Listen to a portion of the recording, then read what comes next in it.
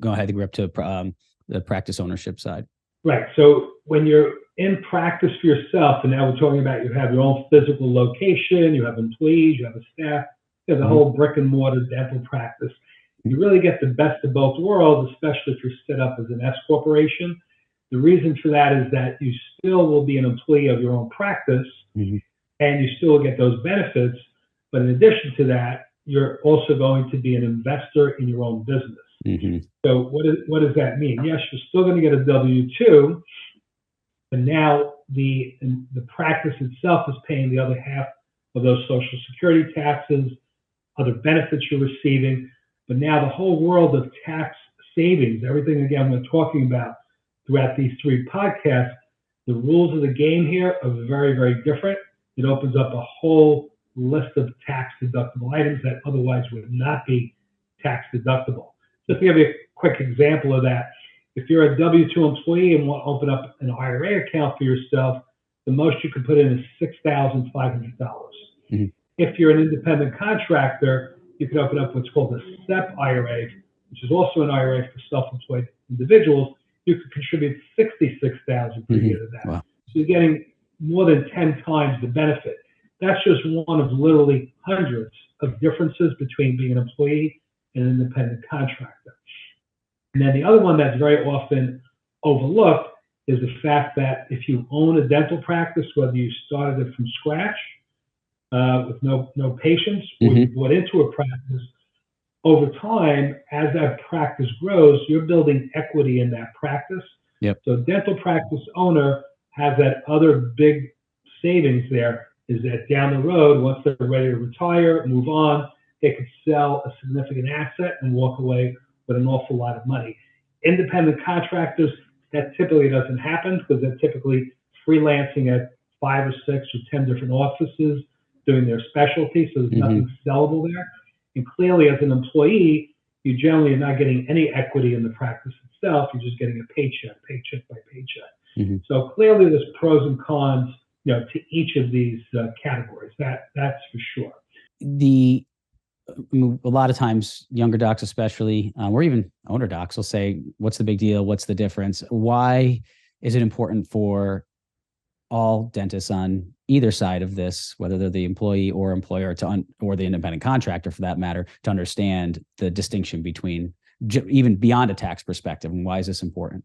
Okay, well, when you're an employee, basically you go to work in the morning, you leave work, and you're done for the day. Usually, you're not worrying about the practice too much after hours. And with that does come a certain level of security. You got that paycheck coming in. You don't have to worry about, do I have enough patients coming in? Is the revenue coming in enough? Do I have money sitting in the bank account to cover the payroll? So again, being self-employed in any type of self-employed business comes with a lot of risk, because you're now not just an employee of your own business, but now you're an investor in that business. So if you're the type of person who's perfectly fine, just go to work every day, coming home, and not looking to push yourself to the next level, if you're not looking to build equity and truly build significant wealth, basically being an employee may be fine for you. Someone that wants to achieve even more is willing to take on the risks and responsibility of practice ownership.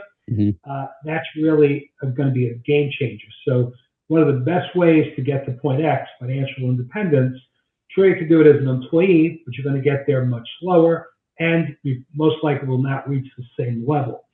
But when you also are putting on that entrepreneur hat, where you're not just a dentist practicing dentistry, but you're a practice owner, that's a whole different ballgame there. So now you truly have something you own.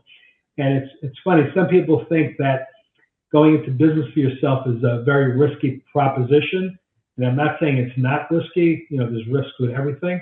But I'd rather have 500 clients in my business, and I'm sure you'd rather have 1,000 patients, because if you lose 1 or 2, you're not going to feel the difference.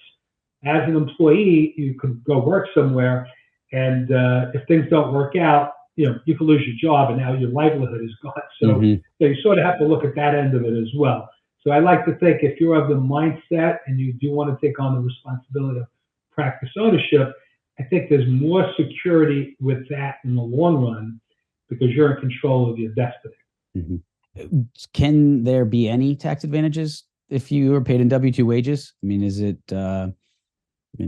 what is available to them to take? Yeah. So what I do is when dentists that is an employee ask that question, I say, sure, there are tax advantages, but where you take advantage of that is speaking to your employer. If it's a large practice, you talk to the benefits department and find out every tax-free benefit that you're entitled to, and make sure you take advantage of that. So also in negotiating your agreement as an employee, you may want to make sure you're going to provide the employer, you're going to say, look, your salary, the offer you gave me sounds great, but I need you to also throw in the cost of all my continuing education. I'd like you to pay for that. My malpractice insurance, if I need certain dental instruments or courses that I have to take, whatever the case may be, you want to make sure that part of your agreement, your employer is going to pay that for you, because now you have yet another benefit. Where on the flip side, if your agreement does not allow for the employer to pay for those things, and now you're going to pay for those out of pocket, you're going to get no tax deduction at all for that as a W-2 employee. So it is critical to include it. If we're talking about, say, $10,000 worth of expenses you may incur during a year, well, if you're paying it yourself, you have to earn $20,000, right? Pay the taxes on it. Now you have 10. You pay for those expenses, and you're not getting a deduction for it. Where if the employer pays it, that's fully deductible to the employer. So it's a win-win, for both of you, actually. So those are things that a doc that would be working for a certain owner or entity would want to try to negotiate into their contract, and that's pretty standard practice to try to negotiate some of those items? Sure. It's standard practice, but the rule is if they do it for you as a dentist and they have two other dentists, they really can't discriminate. So if they provide a benefit like that, it's got to be universal. So you may have a dental practice where he's got 5 dentists working there. He's not providing it to them, and now you're asking for that. Yep. That becomes a tricky situation.